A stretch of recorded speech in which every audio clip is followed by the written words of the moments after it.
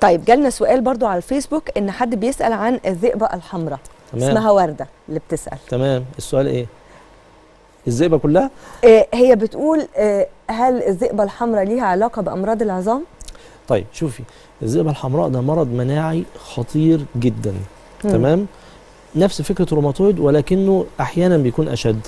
الذئبه مرض واسع جدا، يعني يبدا من اول واحده عندها شويه حساسيه من الشمس هنا بيعملوا لها احمرار، دي تعتبر ذئبه حمراء، ويمتد بقى لذئبه حمراء مأثره على الكلى، ذئبه حمراء مأثره على المخ، ذئبه حمراء مأثره على الدم، بتعمل نقص في الصفائح، بتعمل نقص في كرات الدم البيضاء، بتعمل خلل شديد في المناعه، واحيانا بتكون مميته. لكن احنا ما نقدرش نعرف، يعني الناس دايما لما بتسمع ان الذئبه الحمراء مرض خطير لكن درجات. ممكن يكون الشخص اللي بيكلمني عنده الذئبه الحمراء مجرد حاجه في الجلد بسيطه. لكن يهمنا بقى ايه؟ ان نعرف الاعراض الاساسيه للذئبه الحمراء.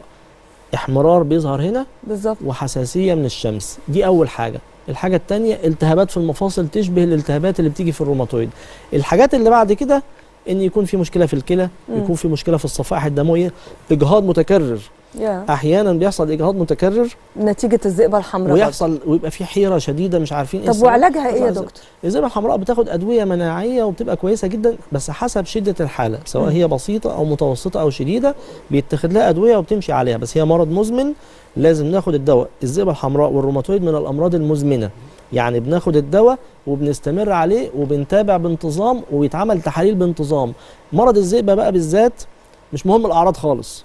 يعني انا عندي مثلا مريضه بتتابع عندي بقى لها 4-5 سنين، عمرها ما جت اشتكت من حاجه، ما بتشتكيش من حاجه ابدا، ولكن تحاليلها بيظهر فيها نشاط في المرض، بيظهر فيها انيميا شديده، يظهر فيها في الصفائح الدمويه مشكله، زلال ينزل في البول، نعمل تحليل البول نلاقي زلال بينزل. فدي لو اتثابت تؤدي لفشل كلوي بعد كده. يا ساتر. انما هي مش حاسه بحاجه. عشان كده بقى الذئبه الحمراء بالذات اللي بيكتشفها الاطباء، يعني تكون بالصدفه بتعمل حاجه يشوفوا التحليل ده فيه مشكله انيميا، ده فيه مشكله كلى، ده فيه مشكله، فطبيب هو اللي يحولها يقول لها لا ده انت عندك ذئبه حمراء، روح الدكتور الروماتيزم.